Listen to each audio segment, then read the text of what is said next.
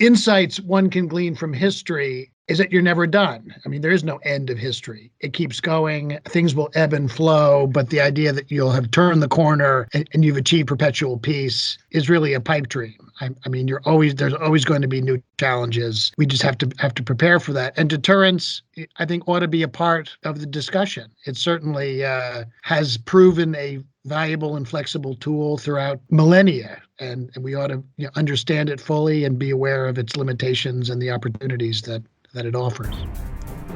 Welcome to the Air Force Doctrine Podcast. My name is Nicholas Underwood. In this episode, our panel explores the role of air power in the period leading up to World War II and discusses the role of deterrence in great power competition. Here's our discussion. Our first guest is Dr. Richard Moeller. Dr. Moeller is a military historian specializing in the history of air power in the Second World War. He is also a professor at the Air Force School of Advanced Air and Space Studies at Maxwell Air Force Base, Alabama.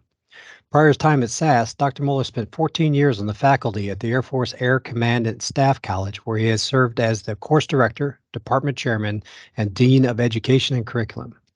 He has also authored several books, including The Luftwaffe over Germany, Defense of the Reich, which he co-authored with Donald L. Caldwell. The deeply researched and insightful work garnered the Air Force Historical Foundation's prize for the Best Air Power History Book of 2008. Dr. Moeller has also held fellowship appointments at Yale University and the Smithsonian's National Air and Space Museum. He holds a master's and PhD degree in military history from Ohio State University.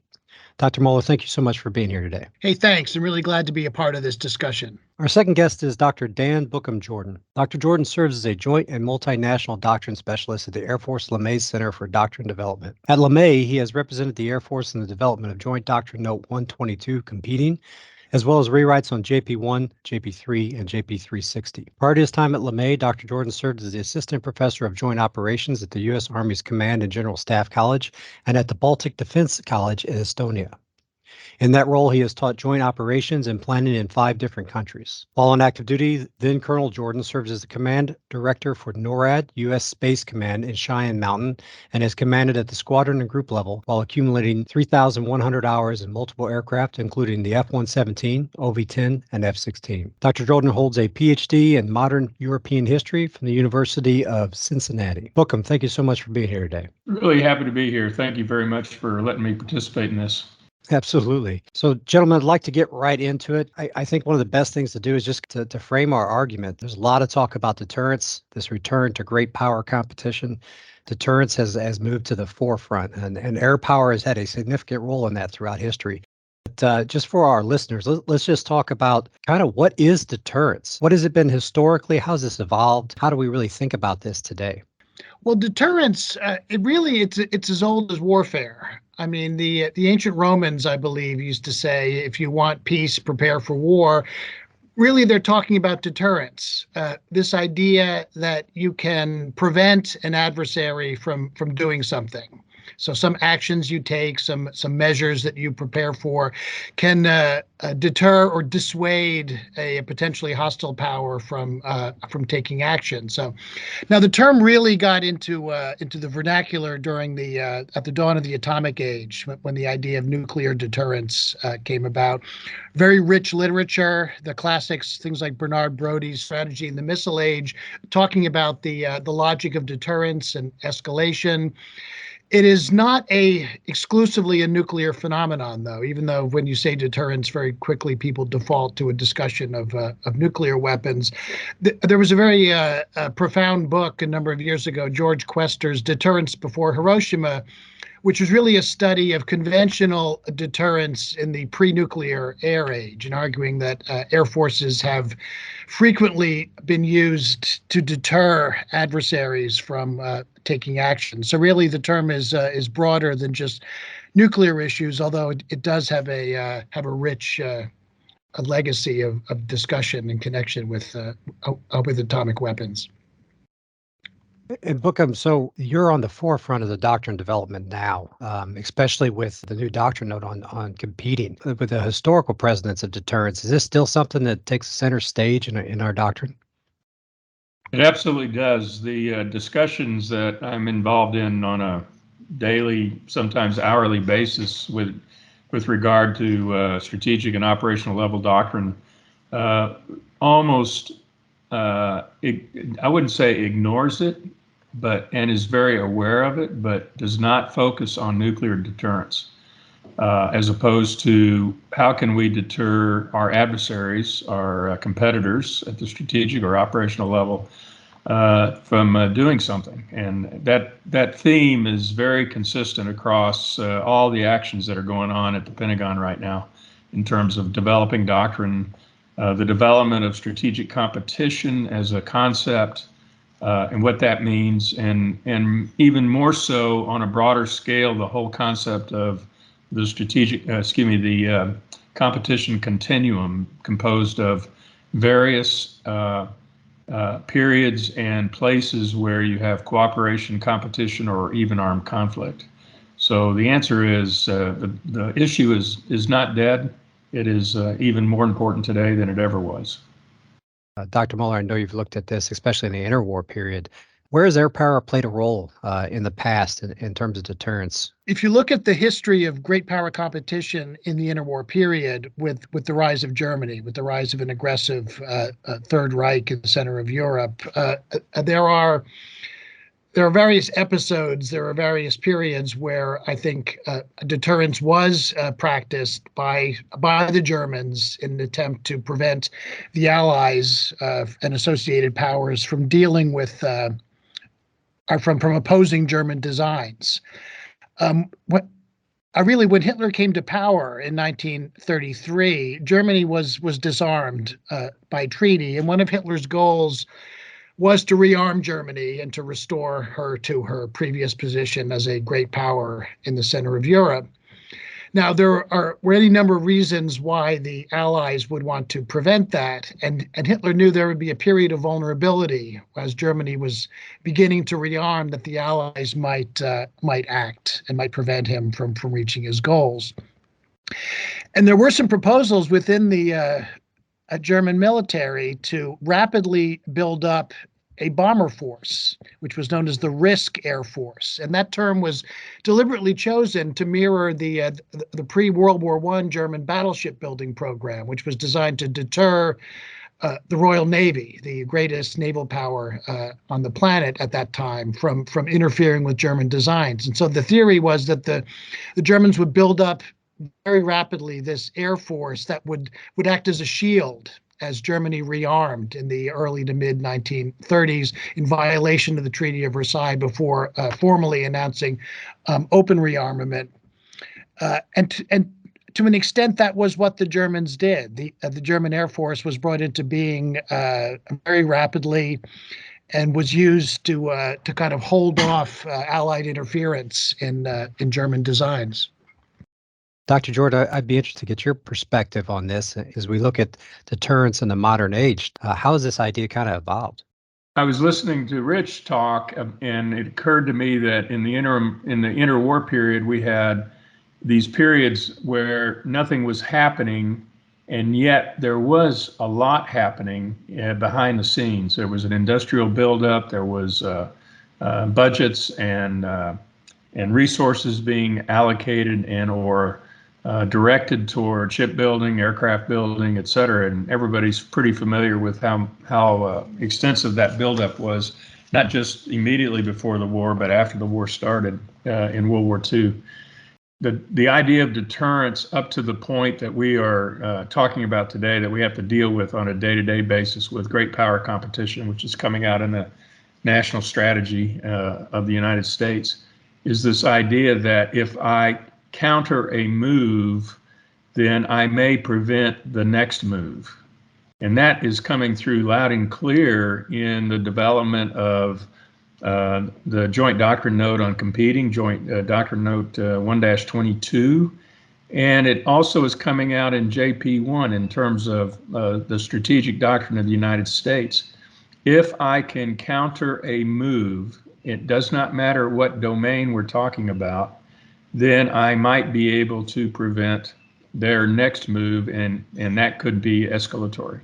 Well, what do we mean by these moves then? We're not talking military and at the level we're talking about here. We're talking about commercial, diplomatic, things that are we don't necessarily think of as the use of force operations in the information environment.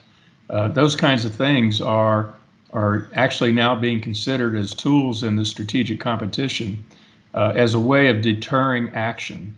And that's why I think this contrast between the interwar years that Rich is talking about and trying to compare it to what's going on today is fascinating. The other thing I would offer too is I'd be curious about what Rich thinks about this is in a world in which our defense spending is much reduced. What I have detected is a tendency to think, well, I have less resources, so how do I best use them? And that comes out in the development of concepts and doctrine. The best example of how that is developing is this idea of global integration. It's the buzzword in the Pentagon and most of the combat commands right now. How do we globally integrate forces? And I don't mean just military forces, but information forces, cyber forces, those kinds of ideas. How do we integrate all that on a global scale so that I can move in space and time at the decisive point when necessary? And that's an aspect to what's going on today that we didn't have back in the interwar period, the ability of reaching out on a global scale. Back then we had to move forces. It would take weeks to move from one theater to another, or months in some cases. Today we can do it in days, or frankly, we can move, information moves at the speed of the computer. So that's the kind of aspect I have, or perspective that I have on this comparison. Yeah, one of the things about the risk Luftwaffe proposal, and what I'm thinking about specifically is in 1933, it was the managing director of Lufthansa, a man named Dr. Robert Naus, drafted the memo that was actually called the Risk Air Force for the Air Ministry. And Naus is kind of an interesting guy. He had a broad academic background. He was trained as an economist. And his argument was that air power, although on the technological cutting edge, was relatively cheaper than conventional forms of military power. He actually used what I would call a Billy Mitchell-esque argument that you could build a considerable force of bombers for a fraction of what it took, for example, to build a battle fleet or a large land army. And so this was affordable, and this was a way to quickly checkmate the Allied powers, their conventional forces, and kind of hold them off until the more extensive German armament plans could take root. And this plan also included a lot of elements that were later associated with containment and deterrence during the Cold War. This idea of the informational realm. He used a lot of propaganda. The idea of equating high-tech weaponry with kind of a progressive political ideology. And this was all part and parcel of his proposal. Now, he had recommended that long-range bombers, the four-engine bombers, be the essence of this proposal. And frankly, the German aircraft industry was not up to the task of producing large numbers of those aircraft. Also, German military planners knew that any war that broke out in Europe would be a joint fight, basically. Germany would have to wage war on its frontiers, and that any air force that the Germans developed had to be able to cooperate with the army. So the air force that actually grew up in the Third Reich is composed of medium bombers, general purpose aircraft that can do limited strategic bombing, but can also do deep interdiction and limited close air support. So really the Air Force form followed function in the Luftwaffe. But this idea that the Air Force could deter as well as defeat adversaries was pretty well understood in the 1930s by all powers. It's just that you see in this case the Germans did a better job of linking their air power to their foreign policy during this critical period when they essentially overturned the European balance of power. I wanted to pull back on the countering argument Bookham brought up. A way to deter is not always a singular event. You continue to counter your adversary's move. And so how did the broadcasting of the risk Luftwaffe, what was the counter there from France and from Britain? And were they attempting to counter his moves? Was this done incorrectly? Is there a lesson there in terms of this counterpoint in history that could drive us in the future? Well, there was an air power arms race in Europe, and you might argue Germany had a first mover advantage in terms of a rapid buildup of an air force. Now, their propaganda was a two-edged sword, as they advertised the Luftwaffe as being much more capable than it actually was. In the short term, they managed to cow the French and the British into agreeing to, or to acquiescing to, German advances in places like the Rhineland remilitarization or the Austrian annexation, and particularly during the Czech crisis. Fear of the Luftwaffe was definitely a driver. More for the French than for the British. The British were not completely fooled by the German claims that the Luftwaffe was as powerful as they said, but they did factor that in. The French clearly thought that they were at a great disadvantage and more inclined to appease German demands. But the Allies began building up their forces as well. And in fact, there's still a debate about that last year of peace as to who got the biggest benefit out of it, the Germans, who continued to rearm, or the British, who were able to construct an air defense system, an IADS, which would later prove decisive in the Battle of Britain. And you get this sense throughout the 30s that Hitler felt that time was not on his side, that the Allies would eventually surpass him, which caused him to move up his timetable for aggression. His original plan was that the war would not break out until 43. And of course, in 39, the Germans invade Poland, realizing that the longer they wait, the stronger the Allies would get relative. So yes, the German buildup did provoke a reaction. Initially, the Germans were more ready to fight the first stages of World War II. They did very well in the opening rounds, but were unable to sustain that for the long pull. As I recall that, something that popped up in my head as we were talking about this is the shaping effect, though. Even though there was the bomber threat that they pushed for could not really be succeeded or accomplished, I should say, from Germany, it did have a strong shaping effect on the technological and development decisions of the French Air Force, especially their doctrine. As I recall, by May of 1940, when they start to invade, a great deal of the French Air Force has been what we referred to as penny packeted, a lot used to guard the cities. And so in deterrence, and it seems to have this other avenue where I can not only deter from action, but I can deter to make you taking actions that may not be in your favor. Yeah, the British case is very interesting. The RAF's growth after World War I was really shaped in large part by the influence of Hugh Trenchard, who was Chief of Air Staff for 10 years. And you can imagine a Chief of Staff of the Air Force in the seat for that long can really put his mark on the thinking and doctrine of the force. Now, Trenchard was not a believer in fighter defense. He thought fighter defense was ineffective, and he said you needed a little of it to reassure the civilian population.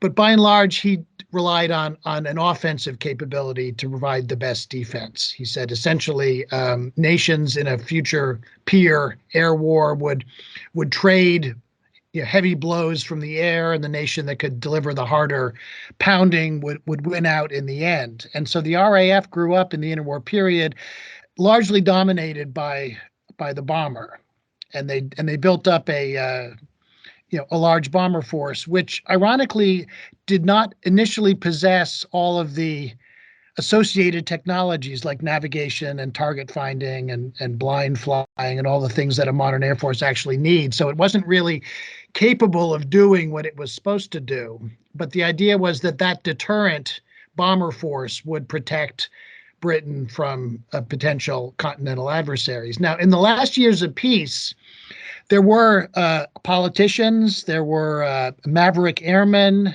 there were scientists who were unwilling to stake everything on this deterrent idea and pushed for the development of an integrated air defense, even though it to an extent ran counter to RAF doctrine. So the air defense mission, which was so important in 1940 during the Battle of Britain, really was sort of an afterthought. It was a hedge against, well, what if the bomber deterrent doesn't actually work? Also, it appealed to budget cutters because you could build fighter planes for a fraction of what it costs to build more bombers. And so the RAF had this capability in place. Although it's worth noting, once the Battle of Britain was won, the RAF, re-rolled itself to carry out the bomber offensive against Germany, which got more and more effective and more destructive as time went on. But for that period, air defense is what kept Britain in the fight and allowed Churchill to stay in the war, really, because he knew that the capability existed. Now, in France, the French Air Force was really dominated by the army in terms of its thinking and doctrine.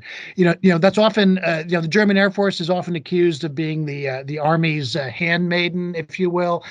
That's not really true. It's much more true of the French Air Force, that French methodical battle doctrine was the dominant operational concept, where a firepower-intensive defensive schema, backed up by the Air Force as an auxiliary. And you mentioned penny packeting. That was essentially how the French Air Force was used. The French air power theory was very robust and spoke of a balanced force and multi-role air force. But in practice, the French Air Force was really quite tied to the army. And coupled with the fact that they were re-equipping with a new generation of aircraft just as the Germans invaded in May of 1940, they were in a terrible position and really not able to be a major factor in fighting the Germans.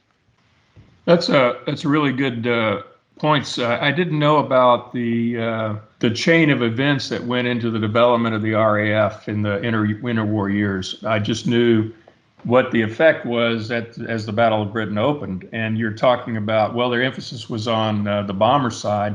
But if I recall, in the Battle of Britain, the RAF bombers had very limited range and were unable to reach out and touch the German air bases in France and in the lowlands that were, holding their air force and therefore putting Britain at risk. Is that correct? That deterrent of a bomber fleet in being isn't just good. It's not good enough to be in being. It must be a fleet or a capability that has the capability to reach out and touch. Yeah, Bomber Command started the war thinking it would basically carry the war to Germany in daylight. There was a series of what were called the Western Air Plans, which was based on an economic and military analysis of German capabilities. There was one for oil, there was one for aircraft production, there were transportation plans. They were very ambitious and largely undoable with the forces available. Now, the British learned very early in the war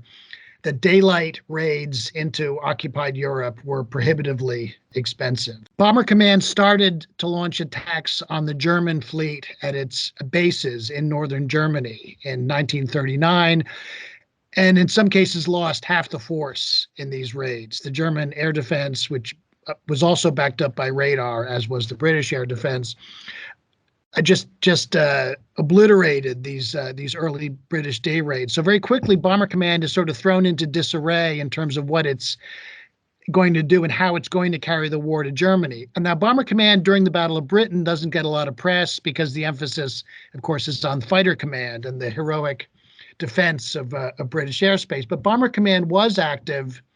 It did bomb German towns at night, albeit inaccurately. The bombing of Berlin was carried out in response to the German raids on London. And also the Bomber Command attacked the German invasion barges that were massing in the Channel ports, getting ready to invade the British Isles had the Germans dared to try that. So Bomber Command was trying to stay in the fight. It couldn't attack the German airfields during the day because the Germans had air superiority over the continent. But there were cases in which Bomber Command hit German bomber bases at night and destroyed German bombers. So Bomber Command's role in the Battle of Britain was it's considerable, but it is neglected, I think, by historians and in the popular narrative. But you're right, Bomber Command could not fight the kind of war it intended to fight. The Western airplanes largely remained paper products, and it had to wait for the development of Pathfinder technology and night flying navigational aids to turn Bomber Command into a really viable striking force. And that doesn't really get going until 1942 or thereabouts. All right, so Dr. Mueller, these are all great points. I wanted to shift the conversation a little bit. There's a lot of back and forth in deterrence and changing the enemy's calculus between the French and the British and the Germany. Is there any examples where we could say, deterrence clearly was a significant factor in victory? Well, there's a number of periods in history where, when you look back on the events, you can reasonably describe it as a deterrent effort. One of the things that's difficult about deterrence is it's very hard to determine that it has in fact worked.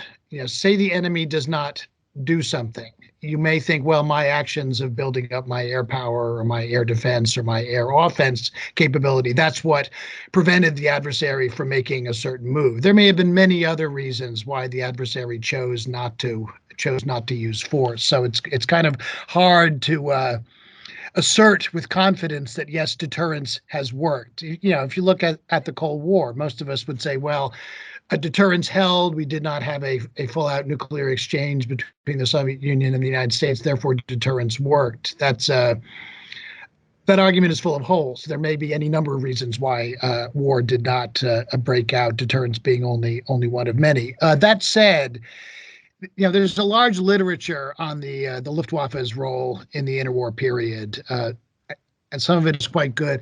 This isn't a dominant historical conclusion, but it is one strand of thought that argues that the Luftwaffe accomplished more as a deterrent force in peacetime than it ever did on the battlefield. Now, I think that's a hard case to make when you look at the Polish campaign, the invasion of the West and Scandinavia, and the first few months of Barbarossa. Clearly, the battlefield impact of the Luftwaffe was wide-ranging.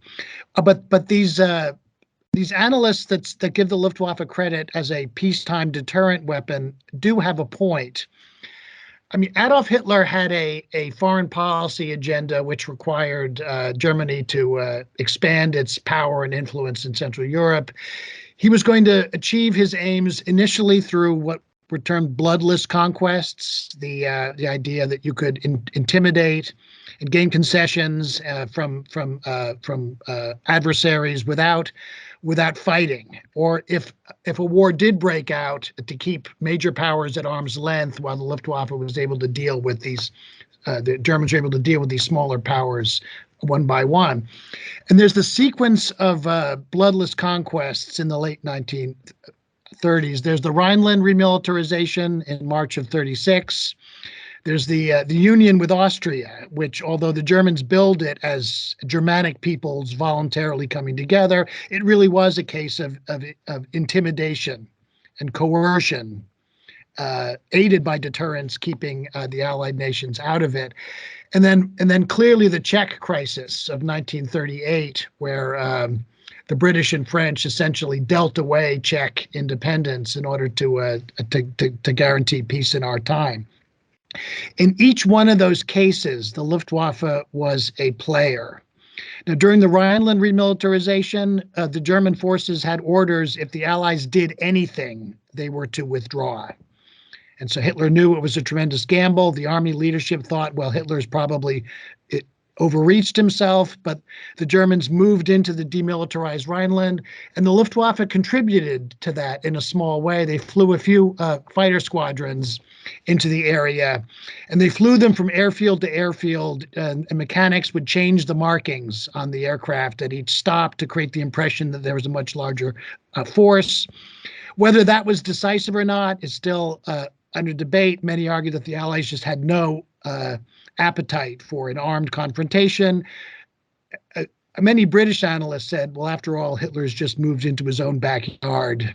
This wasn't seen as a major turning point until, in retrospect, this was seen as a step. Now, it's more clear in the case of Austria. The Germans intimidated the Austrian government with threats of the aerial destruction of Vienna by the Luftwaffe. That is very, very clear. The Austrian chancellor later said, we yield only to superior force, that he was definitely coerced by the threat of a German air raid. And in the case of the Czech crisis, and particularly in the case of France, the French military leadership was clearly intimidated by the presumed power of the Luftwaffe. The Germans had displayed their aerial might to the French on many occasions. The French air attaché reported that based on what he had seen, which was in part a Potemkin village or Potemkin airfields of German air power, that the French Air Force wouldn't last 2 weeks. So that clearly affected the minds of the French decision makers. Now, I mentioned less so the British. The British had a clearer idea of what the Germans were actually capable of.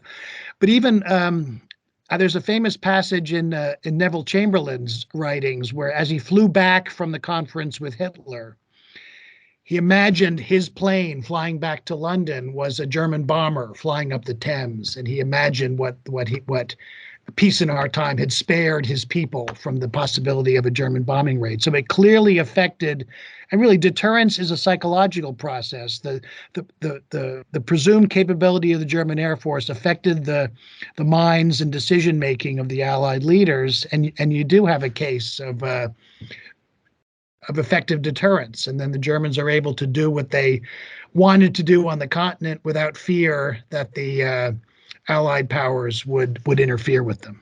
What you've illustrated from the point of view of deterrence is the importance of what the leader perceives as will be the reaction. It has nothing to do with the calculus of force on force ratios. Can I beat him in the air? Can I beat him in cyber or whatever? It has to do with, well, it's only a piece of their previously owned land, so we'll just give it to them because I don't want to have to deal with it. Or the same issue with Czechoslovakia before the war. But these issues actually transcend World War II. We have the very famous quote from John F. Kennedy when East Berlin was closed off, and he said, "Well, they're hemorrhaging Germans to the west, and if I were in charge, I'd probably do the same thing." So he let them do that, and the same thing happened in '56 in Hungary. They were, the Hungarians were looking for help, and we just didn't want. We, the West, did not want to incur a war over. Hungary or whatever, Czechoslovakia a few years later. So I think this whole idea of deterrence in terms of how we prevent action is really a game about the strategic thinkers. It's not something that deals directly with the generals or the admirals, except for them following whatever the political will of their leadership is.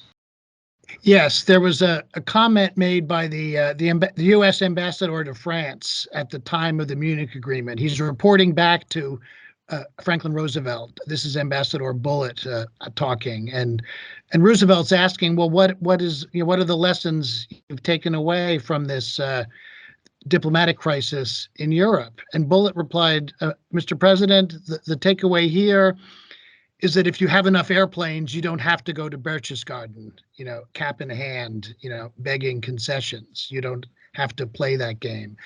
And that's as clear a statement as you can imagine about the effect of an air force on the political calculus and diplomatic calculus of the European policymakers. Now, in truth, as I said, that was more true of the French, who as the continental power had the biggest risk running in this. The British still have a limited liability. They have the Channel and all that. But the idea that the perception that the Allies were weak in the face of German air power shaped the way the Munich crisis turned out. And now really, if you look for the roots of appeasement, it's bigger than just air power. I mean, the memory of World War I was strong. I mean, the appeasers weren't cowards. They weren't fools. They would not lightly consider another European war without a damn good reason. And it was not a thing that they would undertake lightly. So there are more causes to appeasement than just German air power. But I think you do have to give value to the fact that German air power gave Hitler some diplomatic options and a lever with which to achieve his diplomatic goals. Yeah, I love this point. The one of the passages that stood out to me in a book I read most recently, that if Hitler knew that he had to go to war with France and Britain and Russia all at the same time, he would have run his calculus differently. And I'll have to look up and see exactly where the quote comes from. But as Hitler returns back from the Munich Agreement, he turns to his top generals, I think it's Guderian, and says, who's cautioning him, hey, we're not ready for war, we're not ready for war. He tells him to proceed. I've seen them, they are worms. And so this is a direct Hitler translation of what he feels about the will of his enemies. He doesn't believe that they will actually carry out any of their threats. And so that to me speaks directly to Bookham's point. One of the things we've stayed with is this interwar period leading up to the war. I wonder, is once we're at the level of armed conflict, is deterrence over? Or is this a concept that exists throughout armed conflict? My personal opinion, of course, in this case, but we will always need the ability to do deterrence, whether I'm in a conflict or not. The basic concept of the competition continuum, which hit joint doctrine a couple of years ago in a very, very large and comprehensive way, is that we are always and always will be in competition in some way, shape, or form, whether we are at the end of a decisive war or the beginning of an irregular war, if you want to use that, or a small war, as the Marines would say during the interwar period also, that we're always in some state of competition. What is very obvious from my perspective is watching if you will, the forensics on how doctrine is getting developed and seeing where all the different agendas are coming together to create something that becomes the joint doctrine of the United States, and by the way, by extension, the doctrine of NATO in many different ways, is that ultimately, if I'm always in competition, then the way I shape my operations, military operations, is to always have that sequel that says, okay, yes, I defeated the enemy force in the field, but I still have to deal with reconstitution. I have to deal with civil reconstitution in terms of the country that I'm in or the land that I'm in, and be responsible for that until such time as I hand it over. We did that very successfully, I might add, after World War II. The reconstruction efforts of Germany and Japan are models of how to do this, and we did that.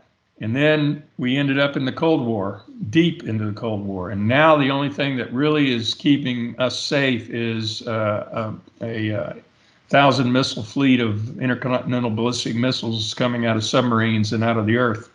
And vice versa from the Soviet Union. That has gone away, yet we still maintain our nuclear arsenal, and we still have the fear that could happen again. So here we are again.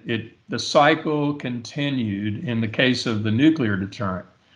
In the case of conventional deterrent, I think there was about a 15 or 20 year period. I'd be curious about what Rich thinks, of where we thought, okay, we've reached Pax Americana and everything is right with the world, and then everything changed again with 9/11. What you're seeing today, just an opinion on my part, is a whole lot of people that fought in Iraq and Afghanistan that think, hey, it was a mistake, and the reason it was a mistake is because we didn't think the long game, and now we're going to think the long game by building a competition continuum framework. The disadvantage of this framework is some people will say we never really win, which is the same as saying we never really achieve our strategic objectives, which I have a problem with.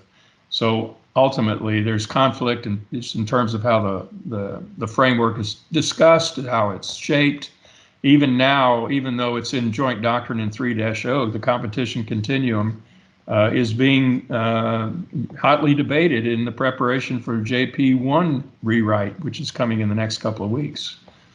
I'm curious the continual role that deterrence plays. It seems to play a very dominant role in competition. To paraphrase another author, I don't remember. Hopefully, you guys will help me out.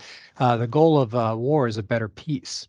And that seems to be the goal of deterrence as well. So as you run through your cycle and you end up in armed conflict, or maybe you don't, you end up back in a state of competition, or we could even call it a stalemate of sorts, where mutual deterrence prevent us from getting into another world war. And so that is ultimately the goal, I believe. Dr. Mueller? Yeah, that would be Basil Liddell Hart. The idea that the purpose of war is to achieve a better state of peace was his famous comment. While I agree with Bookham that we shouldn't, just throw up our hands and say, well, we never reach our strategic objectives. The idea that you're never done, though, I think is worth capitalizing on. I mean, if history tells us anything, and I think history gives you insights, it doesn't necessarily give you lessons, but the insights one can glean from history is that you're never done. I mean, there is no end of history. It keeps going. Things will ebb and flow, but the idea that you'll have turned the corner and you've achieved perpetual peace is really a pipe dream. I mean, there's always going to be new challenges. We just have to prepare for that. And deterrence, I think, ought to be a part of the discussion. It certainly has proven a valuable and flexible tool throughout millennia, and we ought to understand it fully and be aware of its limitations and the opportunities that it offers. All right, gentlemen, this has been fantastic. Thank you so much. What I'd like to do in conclusion here is give you the opportunity to talk directly to our airmen, our CGOs or FGOs, give them a takeaway when they sit down and think about their role in deterrence and how they can think about deterrence as informed by the past. All right. I'm a historian, and it would please me greatly if everyone listening to this got all fired up about studying history and became historians themselves. But that's not really my point. I think what we can hope for are a kind of historically literate airmen. And by that, I mean, if you understand what has happened in the past, if you understand why things turned out the way they did, how complex things were, how things sometimes turn on what seem like very insignificant factors, like who is in what job and what weapons are available at a given time in history, you can understand how fraught the process is of military decision-making and of doing the right thing to ensure national survival. And I think what studying history, what having an awareness and a comfort with the past can give you is just another tool in your toolkit for understanding just how difficult the process is. And the biggest thing I would ask you to take away from studying history is to acquire a sense of humility. We look back today and say, boy, they sure were stupid back then. Why couldn't they see these obvious mistakes that they were walking into? Well, 25 years from now, they may look at our age and say, what were they thinking about the crises of today that we think we have solved? So little humility going in and understanding that our predecessors were not stupid. They were educated professionals making the best determination they could based on what was available. And in some cases, they guessed wrong. We can learn from that, but we shouldn't think ourselves better or superior just because we have that perspective.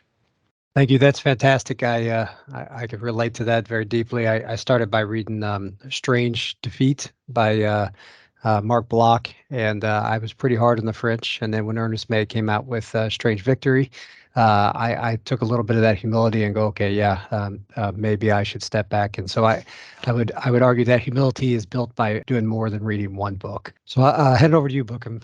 Well, I would like to share with you a short vignette. A couple of months ago, I had a field grade officer walk into my office and sat down, and he wanted to know, he was very straight-faced about it, he wanted to know how come his 4-star could not have the authorities necessary to do what was necessary out there in the strategic competition world. He wanted to be able to shoot, and he didn't want to have to ask permission. And of course I said, well, the reason he or she does not have that authority is because if the act of shooting means that we're going to end up in a war, then that authority lies with the president. It's the bottom line. And in the area of strategic competition, people are and agencies and headquarters are looking for authorities that, hey, they don't have and they're not going to get unless it's vetted all the way up to the National Security Council and the president.